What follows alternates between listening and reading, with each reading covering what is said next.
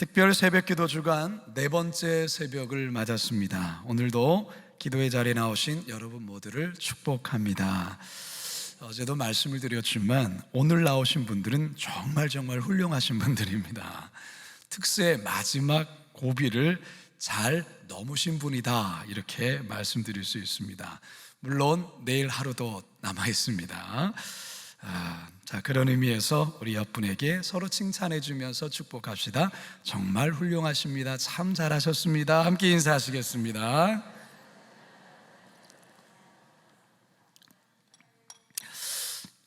우리가 가끔 쓰는 말 가운데 다 된 밥에 재 뿌린다, 이런 말이 있어요. 이 말의 뜻은 거의 다 된 일을 자신의 실수로 망쳤을 때 이르는 말일 때도 있고요, 또 어떤 경우는 남의 다 된 일을 악랄한 방법으로 방해한다는 뜻이기도 합니다. 다 된 밥에 재 뿌린다. 이와 비슷한 말이 있습니다. 다 된 죽에 코풀기라는 말 들어보셨어요? 다 된 죽에 코풀기. 오늘 본문의 내용은요, 예루살렘 성벽을 완공하기 직전 다 된 밥에 재를 뿌리려는 이 악한, 악랄한 자들의 이 모습과 이 마지막 고비를 뛰어넘어야 하는 이 느헤미야의 어떤 치열한 사투를 보여주는 말씀이 오늘 우리가 대하는 본문의 말씀입니다. 이 마지막 고비, 느헤미야는 어떻게 이 고비를 극복하며 넘어가는가? 변함없이 기도로서 이 모든 어려움들을 극복해 나가는 모습을 우리들에게 보여주죠. 그렇다면 느헤미야가 이 마지막 고비 어떻게 기도하면서 잘 뛰어넘는지 우리 다 같이 본문으로 돌아가 우리 하나하나 살펴보면서 함께 하나님의 은혜를 나눌 수 있기를 바랍니다. 자, 1절을 같이 한번 읽어보도록 하겠습니다. 시작.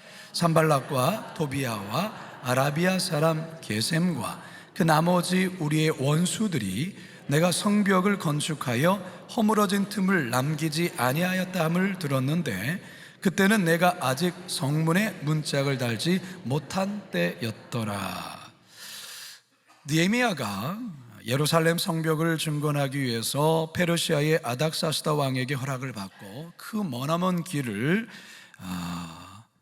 왔어요. 예루살렘까지 왔는데 그때부터 지금까지 느헤미야에게 항상 걸림돌로 작용한 사람, 대표적인 두 사람 누굽니까? 산발랏과 도비야라는 사람이에요.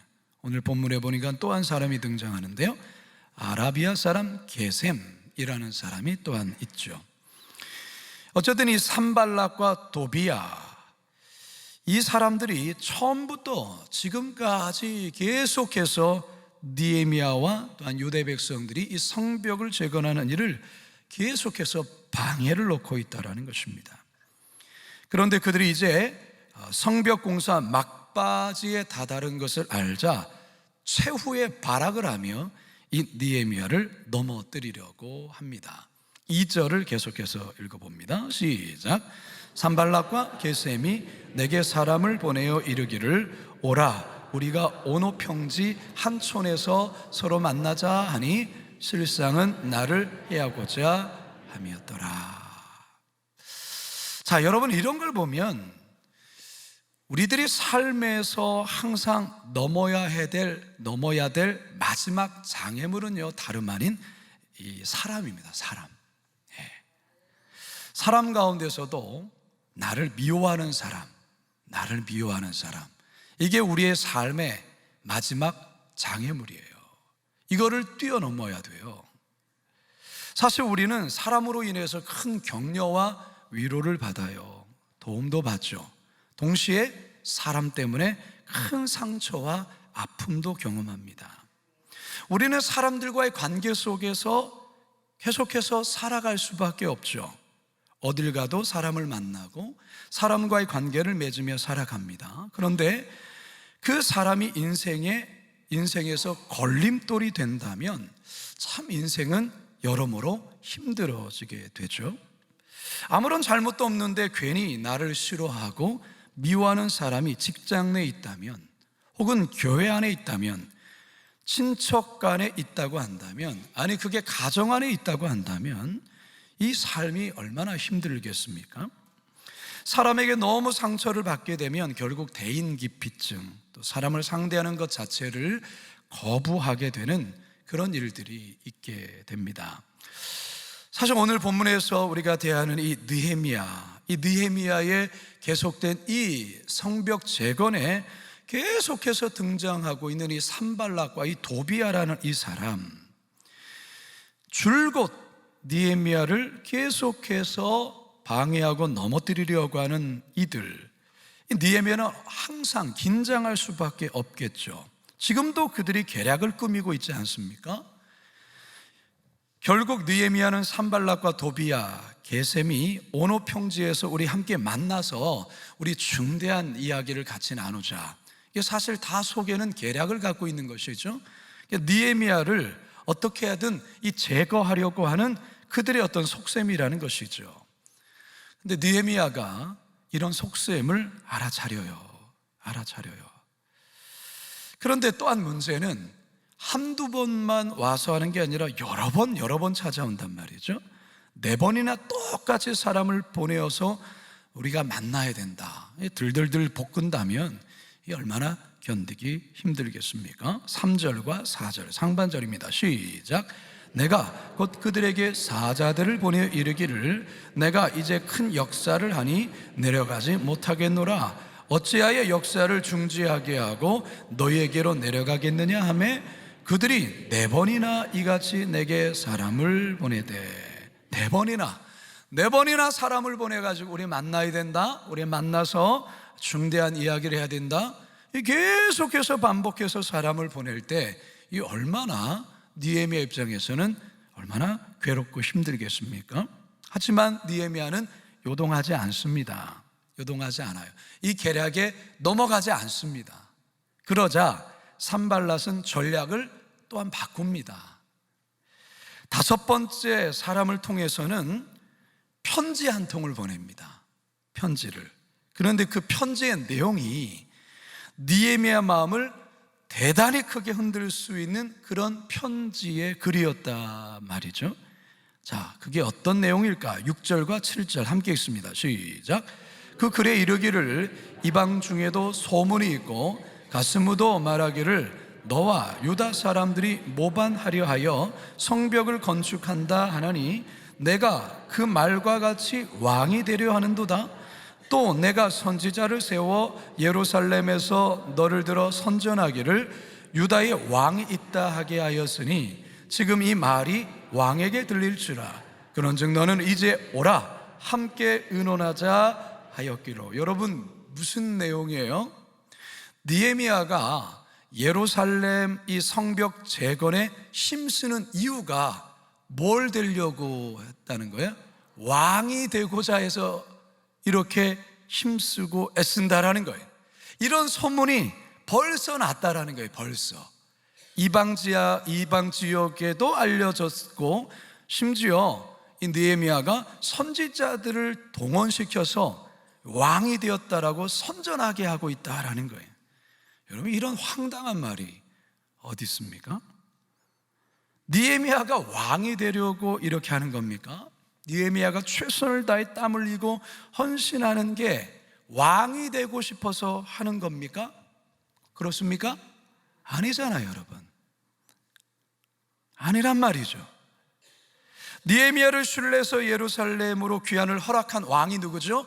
아닥사스다 왕이잖아요. 느헤미야를 굉장히 아끼는 왕. 느헤미야 마음에 큰 근심이 예루살렘 성벽이 무너짐으로 인하여서 큰 근심 속에 있을 때 이 아닥사스다 왕이 그것을 허락해 줬을 뿐만 아니라 정말 가서 잘 할 수 있도록 모든 물적, 인적 모든 것을 다 제공해 주는데, 근데 지금 그 왕에게까지 어떤 이야기가 들어갔다고요? 이 느헤미야가 왕을 속여서, 왕을 배반해서 지금 예루살렘에서 왕이 되고자 이렇게 사람들을 모아서 성벽을 재건하는 겁니다. 여러분, 엊그제도 얘기했지만요, 스룹바벨과 예수아가 포로로 1차로 귀환했을 때 이들이 했던 일은 뭡니까? 성전을 건축하는 거였습니다. 성전을 건축하는 것은 종교적인 일이에요. 그렇잖아요. 유대인들이 믿는 그 신에 대한 그들의 어떤 신전을 그들이 볼 때, 이방인들이 볼 때 신전을 짓는 거예요. 그런데 성벽을 재건하는 것은 정치적인 얘기예요. 그러니까 오해할 수 있어요. 오해하기 아주 딱 좋은 내용이기도 해요. 아니나 다를까 바로 이것을 갖고서 거짓 소문을 퍼뜨린 거예요. 그리고 이 소문이 자신을 신뢰해서 이 예루살렘까지 보냈던 아닥사스다 왕의 귀에까지 그렇게 들렸다라는 것이죠.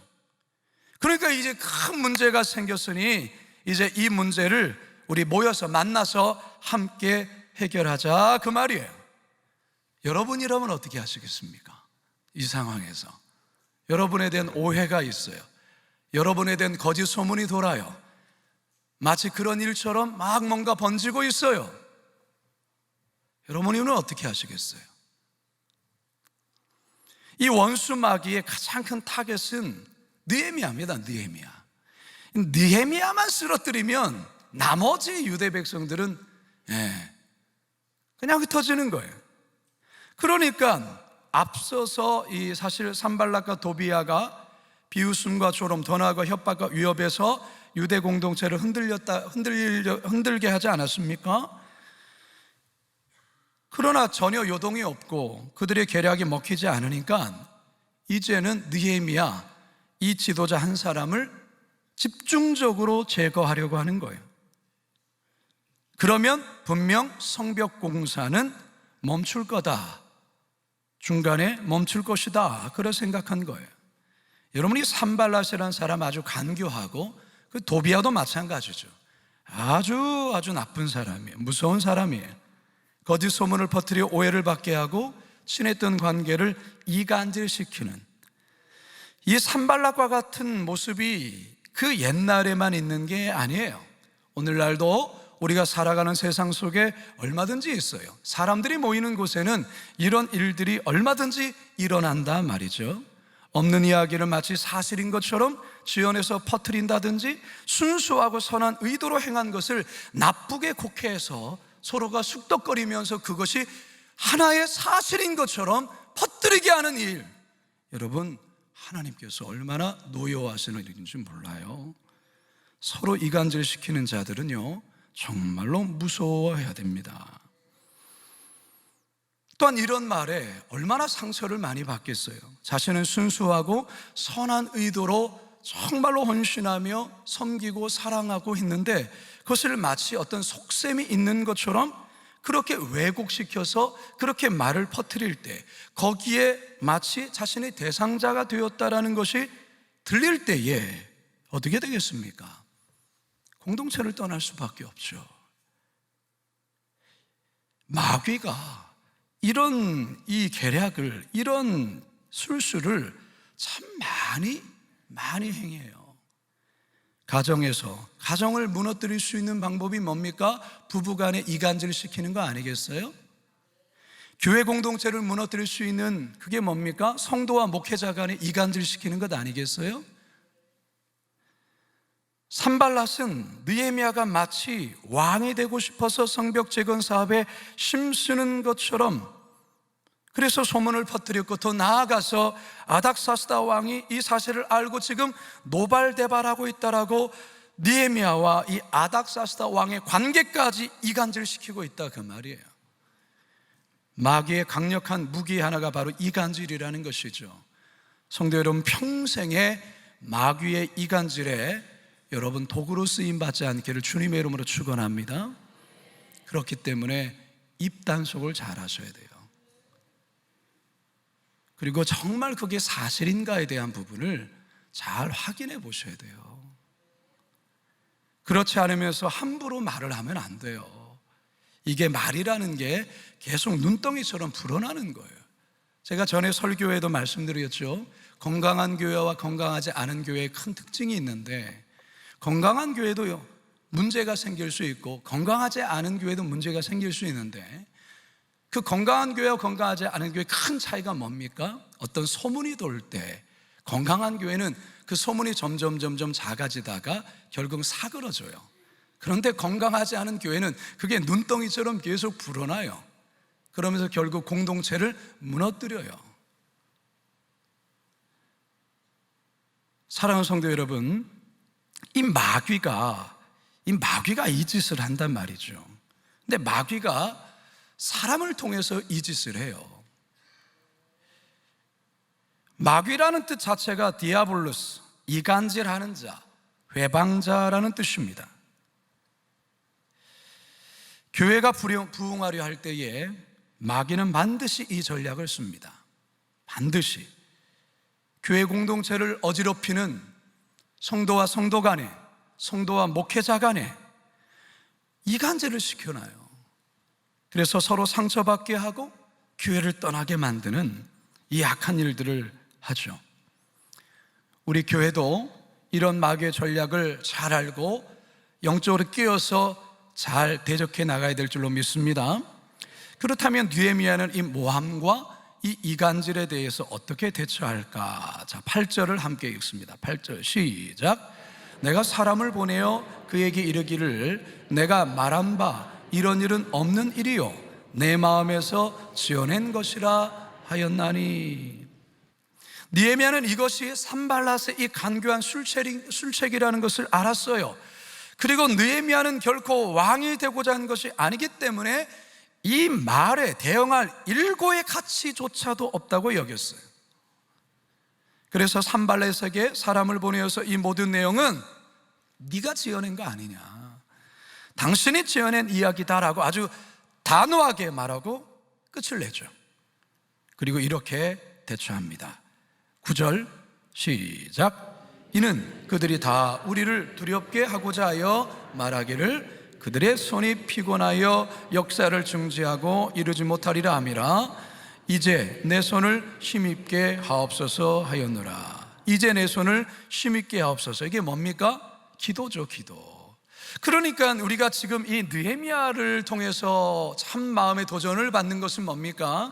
느헤미야는 그 순간순간마다 어떤 사건 앞에서 결말에는 뭐라고 했냐면 그것을 하나님 앞에 기도로 나아가겠네. 기도로.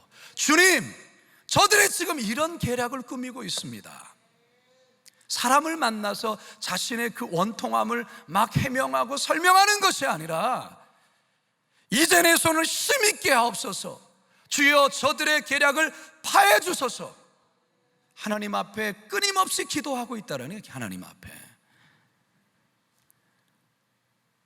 느헤미야는 모함하는 자를 상대하지 않습니다. 오직 하나님과만 상대하고 있어요. 하나님과의 상대 속에서 이 마지막 고비를 헤쳐나가고 있다라는 것입니다. 여러분, 우리 그리스도인들에게 있어서 결국은 해결의 키는 하나님께 있어요. 사람에게 있는 게 아니고요, 환경과 상황에 있는 게 아니에요. 하나님 손에 키가 있는 거예요. 그러니까 우리는 하나님과 상대하면 되는 거예요. 이걸 알면서도 잘 못하는 게 문제죠. 자, 이 계략도 결국 실패하죠. 산발랏은 느헤미야를 흔들고 낙심케 하기 위한 또 하나의 강력한 또 방법을 씁니다. 다름 아니라 이제는 느헤미야와 아주 각별한 사이의 사람을 돈으로 매수해서 느헤미야를 유인하는 작전을 씁니다. 자, 10절을 같이 한번 읽어봅니다. 시작.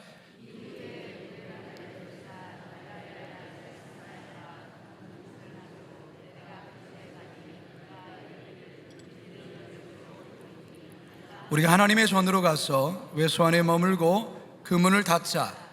저들이 반드시 밤에 와서 너를 죽이리라 하리라.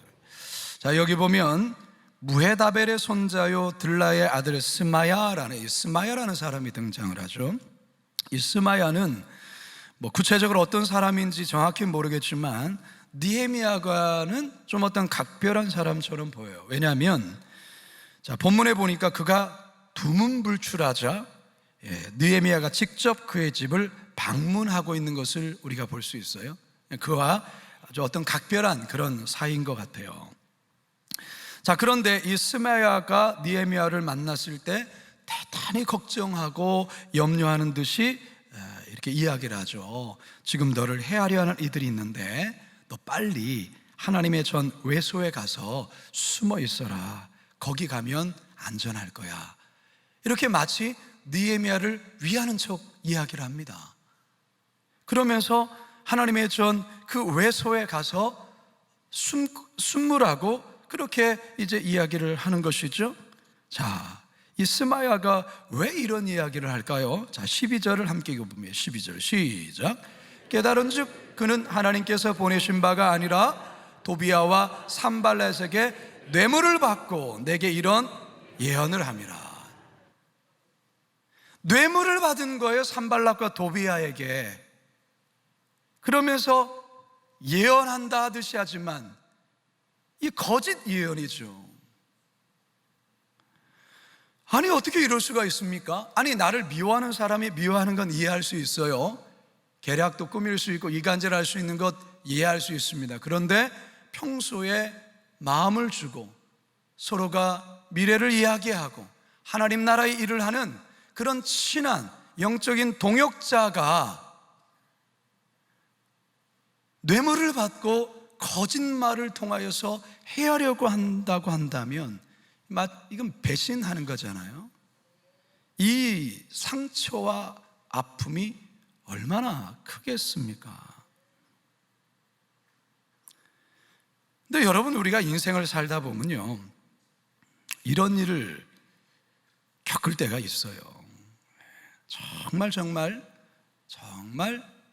마음을 서로 이야기하고 정말 간이며 슬기며 다 빼줄 것처럼 그렇게 정말 마음을 다했던 그런 좋은 관계였던 그런 사람으로부터 배신을 당하게 되면 이거는 너무 큰 아픔이 돼, 너무 큰 상처가 되는 거예요. 사실 이 고통은 우리 예수님도 당하신 고통이죠. 예수님께서 마지막으로 당하신 고통은 이 배신의 고통이죠. 가장 사랑하는 제자들에게, 그것도 수제자인 베드로에게 배신을 당한 것 아니겠습니까? 그래도 함께 동고동락하면서 제자의 반열 가운데 썼던 이 가룟 유다에게 우리 예수님 배신당한 것 아닙니까? 사실은 그게 참 고통스러운 거예요. 신뢰했던 사람, 믿었던 사람, 사랑했던 사람으로부터 그런 배신을 당하는 아픔을 겪게 되면 사실은 주저앉게 됩니다. 어쩌면 신앙의 여정에서 우리가 꼭 넘어야 될 것이 있다고 한다면 어쩌면 이 배신으로 인한 아픔의 고비가 아닌가, 말씀을 준비하면서 그런 생각이 들었어요. 그런데 그 배신이, 그 아픔이, 그 배신의 아픔이 어떤 목회자라든가 또는 어떤 권위자로부터 그런 일을 겪게 되면 그거는 정말 감당하기 쉽지 않습니다. 오늘 본문에서 또한 선지자들이 산발락과 짝이 되어서 느헤미야에게 하나님의 이름으로 예언하고 말씀을 선포한다고 하지만 결국은 느헤미야에게 해를 가하는 거짓된 예언, 거짓 선포를 하고 있다는 것이죠. 볼까요? 14절입니다. 14절 시작.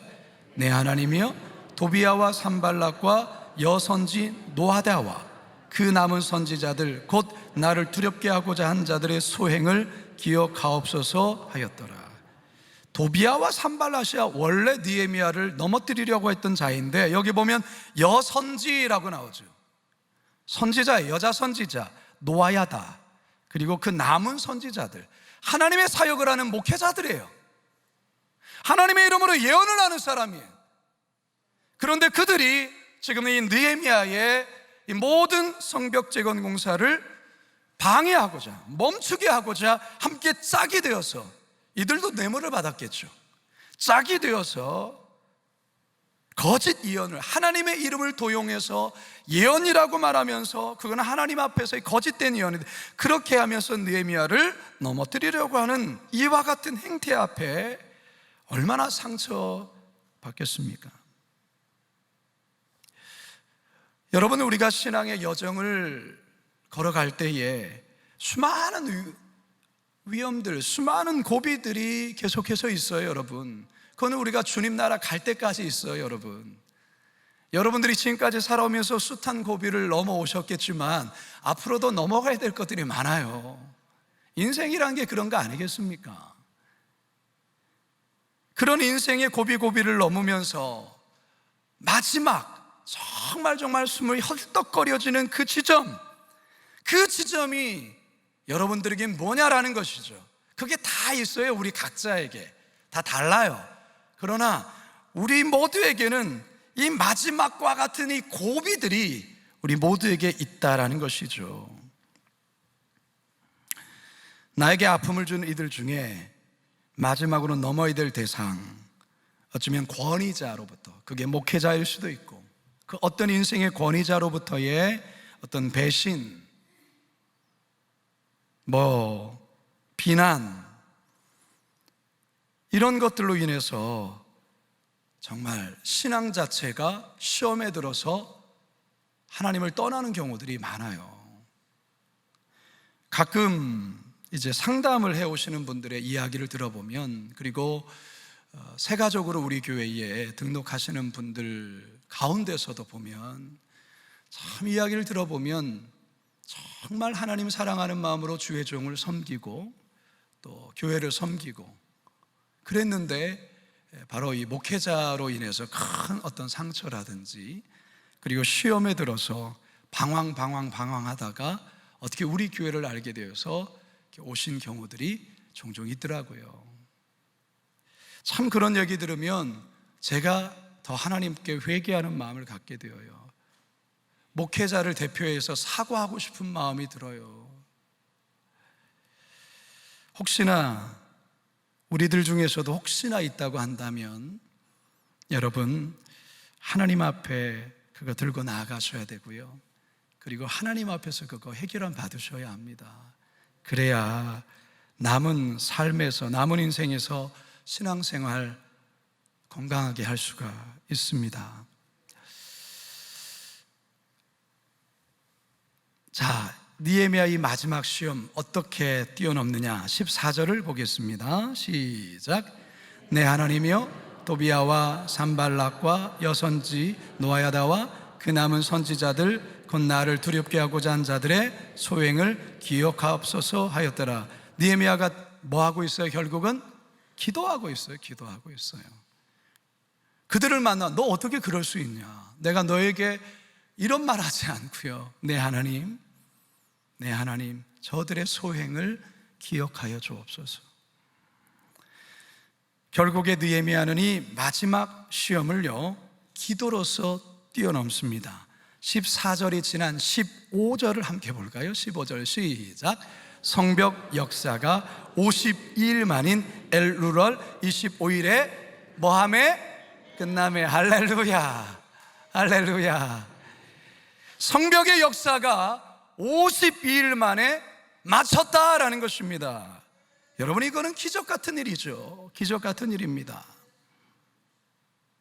자, 성벽의 역사가 50일 만에 끝났을 때 그동안 말할 수 없는 계략과 또한 술책과 수많은 걸로 느헤미야와 이 성벽 공사를 무너뜨려 했던 자들, 그들의 반응을 한번 봅시다. 16절입니다. 16절 시작. 모든 대적과 주위에 있는 이방 족속들이 이를 듣고 다 두려워하여 크게 낙담하였으니 그들이 우리 하나님께서 이 역사를 이루신 것을 알미니라. 할렐루야. 그렇습니다. 믿음의 승리라는 것이죠. 우리의 모든 대적과 주위에 있는 이방 족속들이 이를 다 듣고 두려워하고 크게 낙담했다라는 것이죠. 그들은 나름 애를 썼고 이것을 막기 위하여, 방해하기 위하여, 무너뜨리기 위해서 온갖 방법을 썼음에도 불구하고 그들의 모든 계략은 다 실패하게 되었을 때, 그리고 성벽이 재건되어진 것을 보았을 때 그들은 크게 낙담하였다. 그리고 그들의 입술의 고백은 하나님께서 이 역사를 이루셨다라는 것을 그들이 알았다라는 것입니다. 사랑하는 성도 여러분, 사단은 이 모양 저 모양으로 우리의 인생 가운데 여러 가지 고비를 넣고 위기를 넣고 덫을 넣고 지뢰를 넣고 온갖 방법으로 저와 여러분들이 신앙이 시험에 들게 하기를 원해요. 믿음 생활이 중지되어지기를 원하고요, 하나님 나라 일의 일들이 멈춰지기를 원하죠. 제가 첫날에도 말했잖아요. 여러분들이 그냥 주일날 겨우 예배 겨우 한 분들이므로 신앙생활 다 했다고 생각하는 분들에게는 이런 일 없어요. 그런데 여러분들이 하나님 나라를 위하여 기도하며 선교사님들을 위해 기도하고 교회를 위하여 기도하고 함께 헌신하고 섬기고 봉사하려고 하기 때문에 사단의 역사가 있는 거예요. 시험거리가 있는 것이죠. 방해가 있는 것이죠. 그러나 사단의 계략은, 사단의 역사는 무너지게 될 줄로 믿습니다. 바로 이것입니다. 바로 이것입니다. 결국 그토록 방해 공작을 폈던 이들이 느헤미야가 이 마지막 고비를 넘기자 그들은 망연자실하고 있어요. 낙심하고 있어요. 여러분, 우리의 인생에서의 마지막 고비는 뭘까요? 우리의 삶에서의, 혹시 지금 내가 겪고 있는 이게 마지막 고비처럼 느껴지십니까? 그렇다면 뛰어넘으셔야 돼요. 뛰어넘으셔야 돼요. 어제 오후에 은혜의 빛 광성교회 우리 담임하고 있는 장동훈 목사님께서 사모님과 함께 이제 추석을 이제 앞두고, 추석 조금 남았지만 제가 성지순례 간다는 걸 알고 이제 추석을 앞두고 인사차 이렇게 왔어요.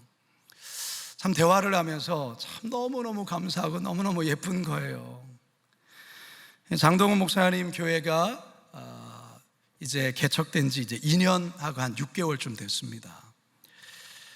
현재 이제 그 등록된, 지금 교회에 출석하고 있는 등록 교인 중에 청년들이 한 10명쯤 되고요. 그리고 신혼부부팀이 최근에 좀 이렇게 많이 왔대요. 한 7커플이 교회에 이렇게 왔고, 그러니까 교회가 전반적으로 좀 젊어요. 청소년들 3명, 또 주일학교 아이들 5명, 그리고 나머지 장년들 합치면 다 모이면, 빠지지 않고 다 모이면 한 40명쯤이 모인대요. 여러분, 40명이 그냥 40명이 아니에요. 우리로 하면 4,000명이 모이는 거예요. 무엇보다도 재정 자립을 하게 되었다고 그렇게 보고를 하는데 얼마나 감사하던지 너무너무 기쁘더라고요. 사실 은혜의 빛 광성교회는 올해 우리 교회가 교육 선교사를 파송을 했어요. 우리 교육 전도사님을 우리가 이제 청빙을 하고 또 우리가 사례를 지급하면서 이제 은혜의 빛 광성교회에 교육 선교사로 파송해서 이제 거기에서 이제 주일학교를 세우는 일을 하고 있다는 것이죠. 교사도 몇 분이 가서 함께 사역을 하는데 우리 장동훈 목사님 말씀, 이게 너무너무 큰 힘이 되더라는 거예요. 너무너무 큰 힘이 되더라는 거예요. 자기 혼자라고 한다면 이거 다 감당할 수 없는데 우리 광성교회에서 교육 선교사님을 보내주고 교사 선교사님을 보내주니까 정말로 자기는 장년들과 다른 사역에 집중하고 우리 교육 선교사님은 주일학교 또 청년부에 너무너무 적극적으로 너무너무 사역을 열심히 해주셔서 정말 이렇게 목회를 정말 잘하게 되었다, 그렇게 말하는 거예요. 그러면서도 이런 말을 하는 거예요. 목사님, 사실 저도 2년 반 동안 목회하면서 몇 번 목회 내려놓고 싶었어요. 여러 번 고민했다는 거예요. 여기까지인가 보다, 여기까지 해야 되겠다, 이런 마음. 어떤 경우는 공황장애 비슷한 그런 증상이 오기도 했다라는 거예요. 그때마다 옆에 있는 사모님이 되게 착하시고 사모님이 아주 당차세요. 그 사모님의 아버지가 태국의 선교사님이시거든요. 평생을 선교해요. 그러니까 아버지 부모님의 그 선교하는 모습을 늘 보았기 때문에 장동훈 목사님 앞에 그렇게 낙심될 때마다, 아니 선교지는 이보다 더한데, 선교지는 언어도 다르고 문화도 다르고 그런 가운데서 선교사님들은 그러면서도 열심히 사역하는데 말도 통하고, 그래도 이런 여건 속에 낙심해서는 되겠냐고 그런 말을 한다라는 거예요. 그러면 정신을 바짝 차린대요. 그러면서 고비를 넘겨서 이렇게 지금은 너무 행복한 목회를 하고 있다고 그런 얘기를 하시더라고요. 그렇습니다, 여러분. 목회자도 그렇고 우리 성도들도 그렇고 인생 속에서는요, 고비가 있어요. 마지막 고비처럼 여겨지는 것도 있어요. 그러나 그 고비를 넘으면 오늘 하나님께서 이와 같은 은혜의 역사를 정말로 펼치는 것을 우리는 보게 되는 것입니다. 따라서 여러분, 조금만 더 견디십시오. 조금만 더 참으십시오. 조금만 더 기도하십시오. 이거 한 고비 넘으면 놀라운 하나님의 은혜의 바다가, 은혜의 역사가 펼쳐질 줄로 믿습니다. 인생 가운데서 우리가 넘어야 될 고비들 많습니다. 느헤미야는 자신을 미워하는 사람들, 자신을 배신을 했던 사람들, 또한 영적인 어떤 권위자들로부터의 그런 상처들, 그러나 기도함으로 뛰어넘은 것처럼 우리 모든 성도들 이 마지막 고비 잘 넘기심으로 예루살렘 성벽을 완성시키는 우리 모두가 되기를 주님의 이름으로 축원합니다. 축원합니다. 축원합니다.